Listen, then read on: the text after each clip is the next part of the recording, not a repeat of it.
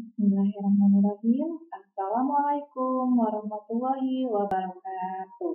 Masih bersama Ibu Pipit dalam pembelajaran tematik. Hari ini kita masih belajar di tema 5B, subtema 3, pembelajaran 3 dan 4 untuk muatan pelajaran Bahasa Indonesia, IPS, dan PKN. Akan belajar apa saja ya hari ini?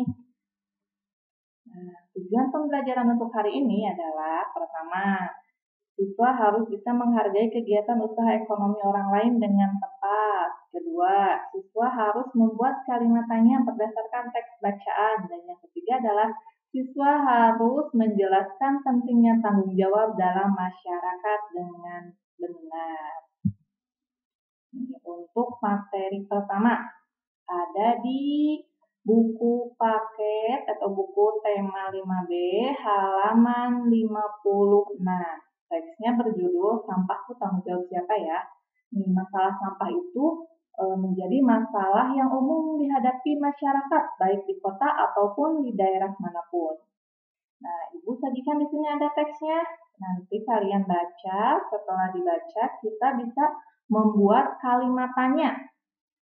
Mesti ingat kan tentang kalimat tanya itu ada apa, siapa, mengapa, di mana, bagaimana, kapan, dan berapa.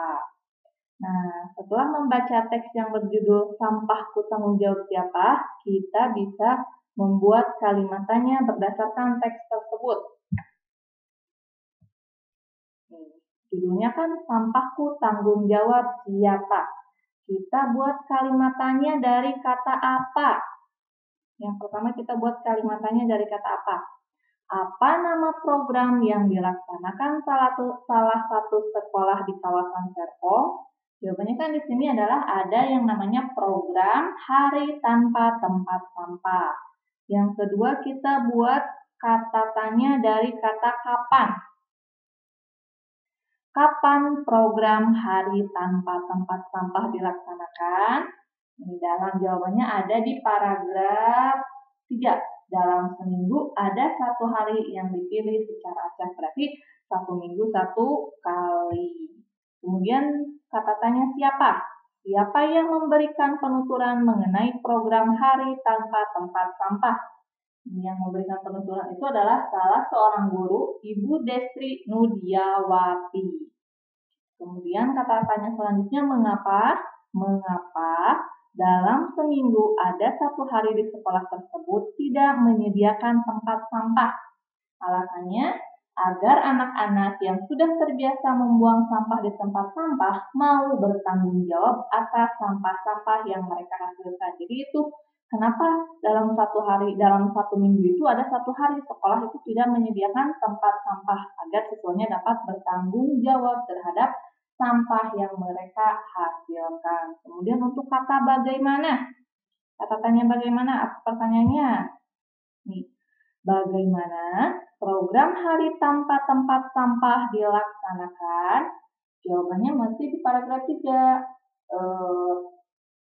Dilaksanakan itu secara acak atau dipilih, jadi tidak dikasih tahu siswa-siswanya. Di sini kan dalam seminggu ada satu hari dipilih secara acak, di mana tempat sampah tidak disediakan oleh sekolah. Jadi siswanya tidak diberitahu sama sekali hari ini akan ada program Hari Tanpa Tempat Sampah. Nah, itu cara membuat kalimat tanya dari kata tanya berdasarkan teks bacaan.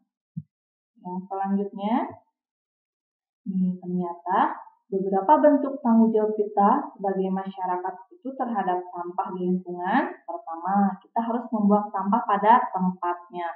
Yang kedua, mengurangi jumlah sampah. Dan yang ketiga adalah mengelola sampah organik menjadi pupuk. Sampah organik itu adalah sampah basah ya, sisa-sisa makanan, daun-daun atau daun-daun yang kering, itu bisa dijadikan organik ataupun kotoran hewan, bisa dijadikan pupuk ya, dikelola. Ini ada gambar apa ya? Ini gambar penjual bibit pohon atau bibit tanaman. Apakah ini perlu kita hargai atau Bapak ini pekerjaannya hebat, bagus gitu ya? Nah, ini adalah pekerjaan yang mulia. Jadi usaha Bapak ini bisa apa sih sebagai penjual bibit tanaman. Dia bekerja dengan gigih untuk menghidupi keluarganya. Nah, dalam usaha ekonomi atau kegiatan ekonomi, setiap orang akan melakukan kegiatan ekonomi untuk memenuhi kebutuhan hidup. Ada yang menjadi petani, pedagang, nelayan, pegawai swasta, pegawai negeri, tenaga medis, pengusaha, dan sebagainya. Meskipun berbeda, setiap kegiatan usaha ekonomi harus kita hargai. Jadi kita tuh harus menghargai apapun kegiatan ekonomi yang dilakukan orang lain. Jadi jangan sampai memandang rendah kegiatan ekonomi yang dilakukan oleh orang lain. Tetap kita harus menghargai, baik itu sebagai petani, pedagang, pegawai negeri, pegawai swasta, tenaga medis, pengusaha, dan apapun itu kegiatan ekonominya tetap harus dihargai. Nah, bagaimana cara menghargai kegiatan usaha ekonomi? Caranya pertama, harus menumbuhkan persaingan usaha yang sehat dalam kegiatan ekonomi. Jadi ada persaingan dalam kegiatan ekonomi, tapi harus sehat persaingannya, tidak bersaing secara licik, bersaing tidak dengan melakukan yang tidak baik, tapi persaingan itu harus yang sehat, tidak merugikan kedua-duanya. Kedua, menghargai usaha ekonomi orang lain dengan tidak iri atas keberhasilannya. Jadi apabila kita sama-sama satu kegiatan usahanya sama, kegiatan ekonominya sama, sebagai pengusaha, terus teman kita usahanya berhasil, kita tuh iri, jangan. Tapi kita tetap harus mendukungnya, tidak iri. Kita juga tetap berusaha untuk menjadi lebih baik lagi. Yang ketiga adalah menjunjung tinggi setiap jenis pekerjaan yang dilakukan orang lain. Jadi apapun pekerjaannya, kita tetap harus menjunjung tinggi, kita tetap harus menghargainya.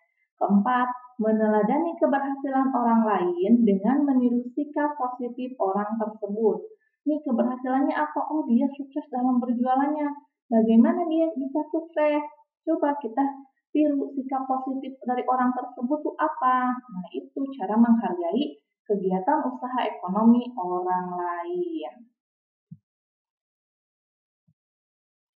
Nah, dalam menjalankan kegiatan usaha ekonomi, setiap orang harus melakukan dengan penuh tanggung jawab. Penerapan tanggung jawab sangat penting bagi terciptanya keharmonisan dalam kehidupan warga masyarakat. Selain itu, dengan penerapan tanggung jawab dapat terjalin kerukunan dan persaudaraan antar warga masyarakat. Penerapan tanggung jawab juga dapat menciptakan ketertiban, keamanan, dan ketenangan dalam masyarakat. Jadi tanggung jawab itu bisa menciptakan ketertiban, keamanan, dan ketenangan dalam masyarakat. Bagaimana jika tidak ada penerapan tanggung jawab di masyarakat? Nah, kalau tidak ada, apa yang akan terjadi? Tidak ada penerapan tanggung jawab di masyarakat akan menyebabkan terjadinya ketidakharmonisan dalam hubungan antar warga masyarakat. Kekacauan terjadi di mana-mana, tidak adanya kerukunan antar warga masyarakat. Selain itu, tanpa adanya tanggung jawab, tidak akan tercipta ketertiban, ketenangan, dan keamanan dalam masyarakat. Oleh karena itu, biasakanlah bersikap tanggung jawab dalam kehidupan sehari-hari, terutama dalam kehidupan bermasyarakat. Karena manfaat dari tanggung jawab itu bisa menciptakan ketertiban, keamanan, dan ketenangan dalam masyarakat. Itu materi yang bisa Ibu sampaikan untuk hari ini. Semoga bermanfaat dan semoga kalian bisa memahami materi pembelajaran hari ini. Wabillahi taufiq wal hidayah. Wassalamualaikum warahmatullahi wabarakatuh.